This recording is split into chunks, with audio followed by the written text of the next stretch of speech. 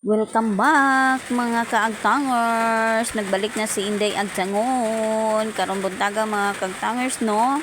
Mga kainday, manghumol ko sa akong mga bulingon. Ako nang hinay-hinay pagbalhin ang tubig na nastab sa planggana kay mo na akong gamiton sa paghumol. Tubig na sa ulan kagabi kay kusuking ulan kagabi mo nang nakasalod sad ko. Nabunyagan sa nga akong tanom. Thank you Lord, nagulan kag miaging gabi o karon manghumol ko sa akong bulingon.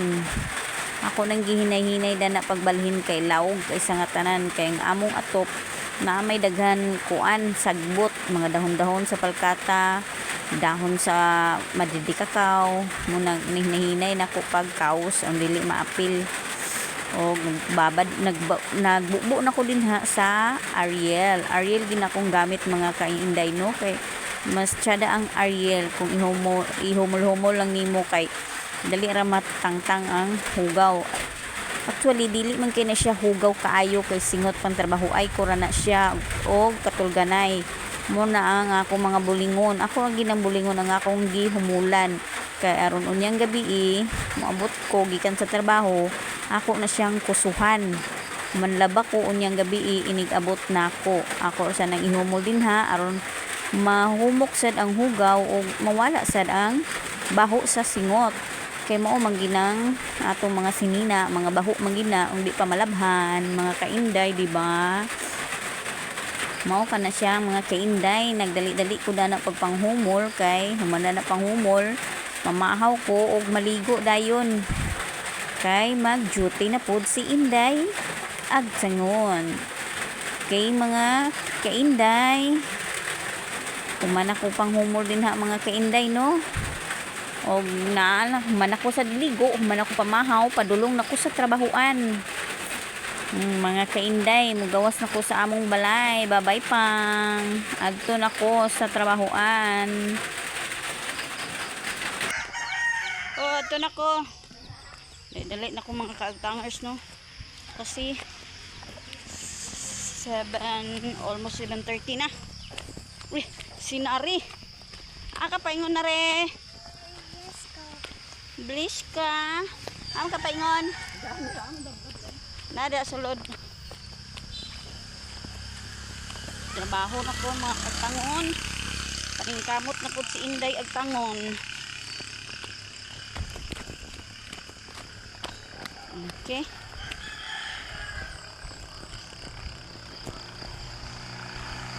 Yung hinagi ko sa dalan makapanog lang mga Agtangon no.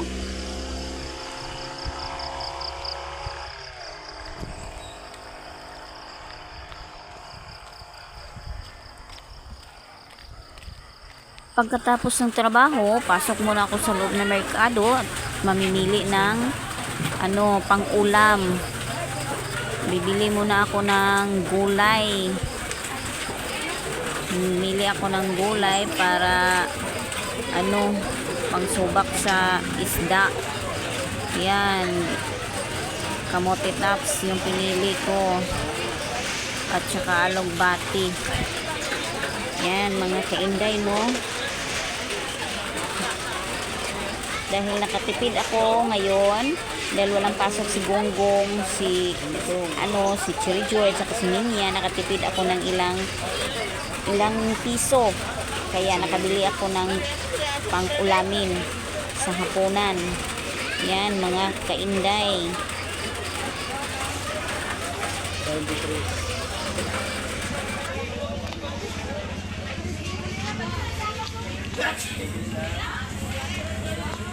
At pagkatapos sa gulay, punta muna ako sa may isda. Pipili ako ng isda. Bibili lang ako ng bali 100. Ilang piraso ba yun? Para pang pang paksiw at saka pang subak sa gulay. Pagkatapos ay umuwi na kami ni Lablab. Sa wakas, nakauwi na rin.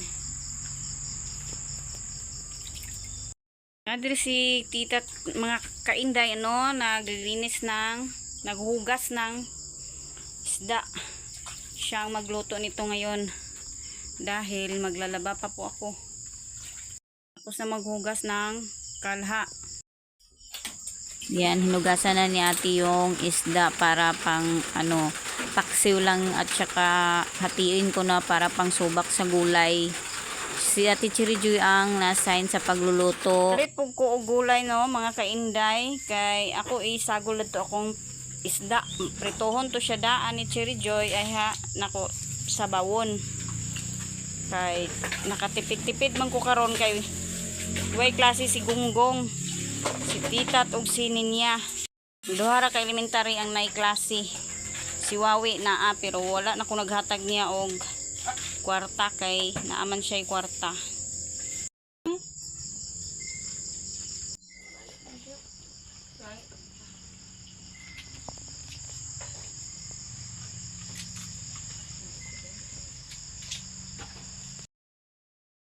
Dalawang pirasong isda lang yung inano ni Chirijoy, pinaksiw, hinati ko yung iba. Yan ang pangsahog ng gulay ko. Dito si Kakay, siya rin ang naghuhugas ng mga talbos ng kamuti at saka alugbati. Hinugasan niya ng mabuti para matanggal yung mga insekto na kumakapit sa mga dahon ng gulay. Yan, Kakay. Pagbutihan mo yan, Kakay. Linisin mo yan ng mabuti, Kakay, ha. Magpakabait ka, Kakay. Tulungan mo si ate. Andito rin si Ninya. Naghagpat ng malunggay. Si Ninya din ang na-assign sa kamunggay nga maglinis ng malunggay. Ayan, si Kakay nagsimula ng maghagpat sa gulay.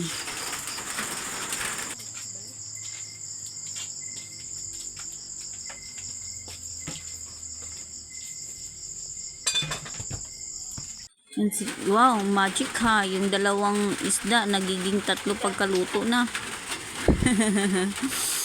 Yan si Kakay, matagal na tapos yung paghagpat ng talbos ng kamote kaya tinulungan na siya ni ate ni Chirijoy para madali dahil nagugutom na siguro to si Chirijoy. Yan.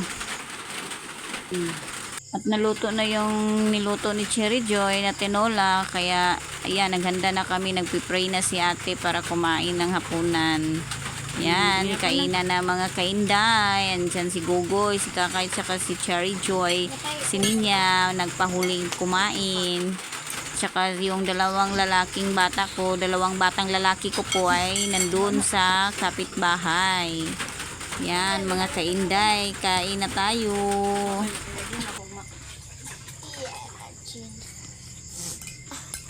Anong tungkuan ba? Patong din ito. Ode. Ay!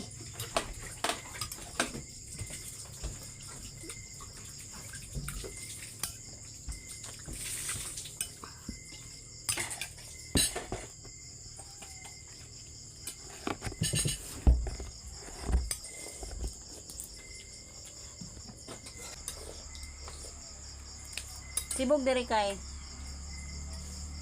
Ano naman dito kita? Dili man. Kain tayo mga kainday, mga kagtangers.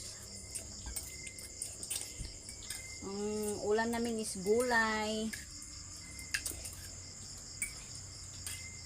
Gulay, sinubaka ng isda. Bugoy pala ang bunso kong anak. Yan. Hindi na siya kumakain ng rice kasi tapos na siyang kumain. Nagluluto pa lang yung ate niya, kumakain na siya kasi nagugutom na daw siya. Kaya ngayon, ang ginawa niya ay uminom lang siya ng sabaw ng gulay at kumain ng gulay. Yan, nasa mug niya nilagay. Sarap-sarap na si Gugoy humigop ng mainit na sabaw.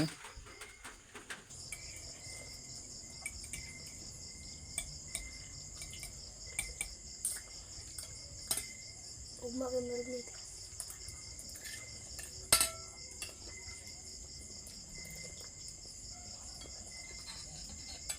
Magparin ka ugma ba?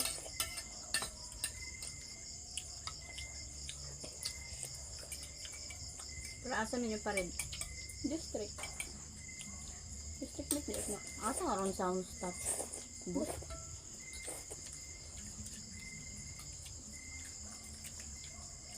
Hindi pa pa ayan.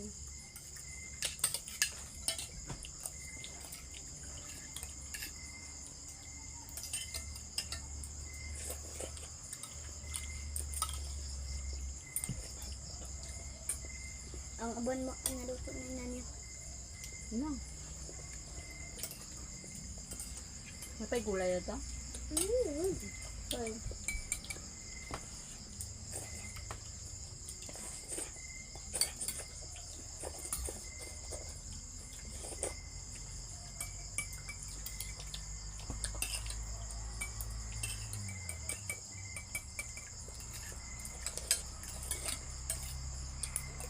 Duhar ako lang to yan ni mama ni Linglin ba?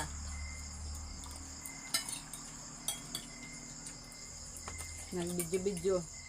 May nag-video-video. Hindi na kundi ka sa Pag katapusan siya. Ala, wala man din maunang video. ay katong dito sa bukid bala lala. Nalagi mo ragkuan sa binangkalan ni mo.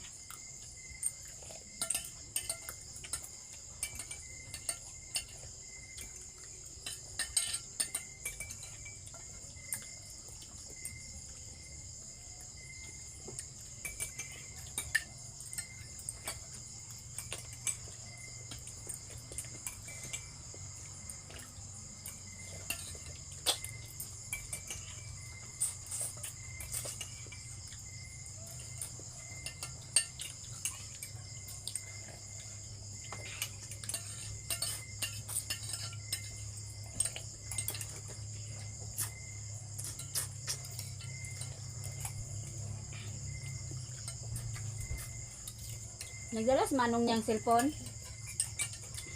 Wala na sa. Niyang? Wala. Nagdala bas manong sa cellphone? Tanawa diag na ba? Matik niya pero hindi dala sa cellphone. Wala.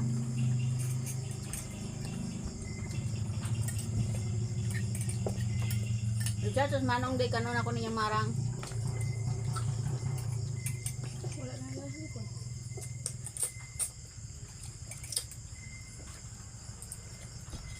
Anong kawas sa kasingot mo? Very good.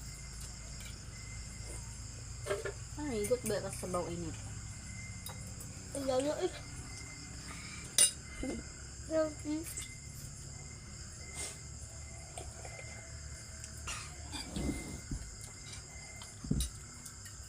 sayang na dyan ako. Miss ako.